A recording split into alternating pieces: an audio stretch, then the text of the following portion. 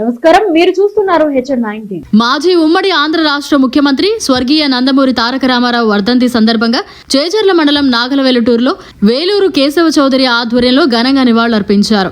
ఎన్టీఆర్ చిత్రపటానికి పూలమాలలు వేసి ఎన్టీఆర్ అమరహే అంటూ నినాదాలు చేశారు. రెడ్ క్రాస్ ఆధ్వర్యంలో రక్తదాన శిబిరాన్ని ఏర్పాటు చేసి రక్తదానం చేశారు. ఉచిత అన్నదాన కార్యక్రమం నిర్వహించారు.